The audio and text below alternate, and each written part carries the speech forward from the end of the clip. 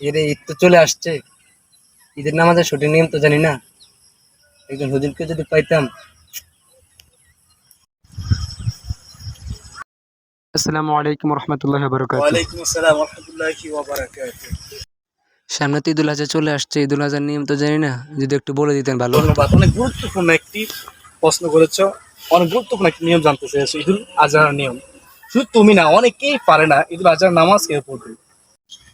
ঈদুল আজহার নামাজের নিয়ম হচ্ছে প্রথমত নিয়ত করতে হয়, অনেকে নিয়তেই পারে না। তো অনেকে মনে করে আরবিতে করতে হবে, আরবিতে করতে হবে বাধ্যবাধকতা নেই, তবে আরবি নিয়মটাও বলে দিচ্ছি। নাওয়াইতু আন উসাল্লিয়া লিল্লাহি তাআলা রাকাআতাই সলাতিল ঈদুল আযহা মা সিত্তাতি তাকবীরাতি ওয়া আউযু বিল্লাহি তাআলা ইক্তিদাইতু বিহাদাল ইমাম মুতাওয়াজ্জিহান ইলা জিহাতিল কাবাতি শরীফাতি আল্লাহু আকবার। আরবি নিয়ম তো আরবিতে করতে হবে, এমন বাধ্যবাধকতা নেই। যারা আরবি না পারে বাংলাতে পড়বে, এভাবে পড়বে। আমি ঈদুল আজহার নামাজ ৬ তাকবীরের সাথে এই ইমামের পিছনে আদায় করিবার নিয়ত করলাম। এও নিয়ত করার পর আল্লাহু আকবার হাত উঠাবে, শুভ মনোযোগ সহকারে।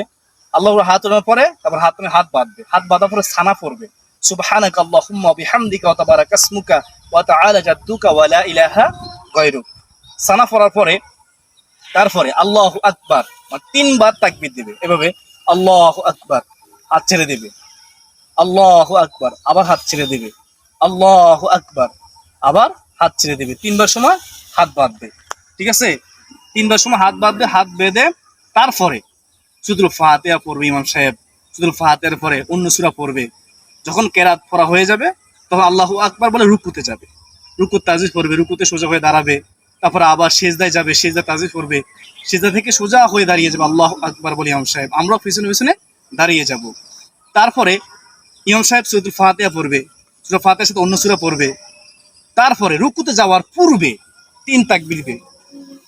যেমন আল্লাহু আকবার, হাত ছেড়ে দিবে ১ তাকবীর, আল্লাহু আকবার, হাত ছেড়ে দেখবে ২ তাকবীর, আল্লাহু আকবার, হাত ছেড়ে দিবে ৩ তাকবীর। তারপরে আল্লাহু আকবার বলে রুকু তাকবীর দিয়ে রুকুতে যাবে। রুকু তাসবিহ তাহলিল গুলো আমরা পড়তে হবে, ইমাম সাহেবের সাথে আমরা এগুলো পড়তে হবে। তারপরে আবার আমরা রুকু থেকে উঠবো, সোজা হয়ে দাঁড়াবো, আবার আল্লাহু আকবার বলে সেজদায় যাবো, সেজদা তাসবিহ গুলো পড়বো। তারপরে আমরা সোজা হয়ে বসবো, বসে তাশাহুদ দুরূদ শরীফ মাসুরা আমরা পড়বো।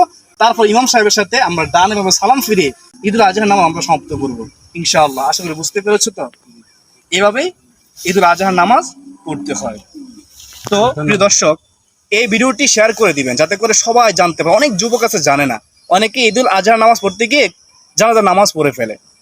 যাই হোক, আল্লাহ তাআলা আমাদের সবাইকে সঠিকভাবে ঈদুল আজহার নামাজ পড়ার তৌফিক দান করুক। আল্লাহুম্মা আমিন।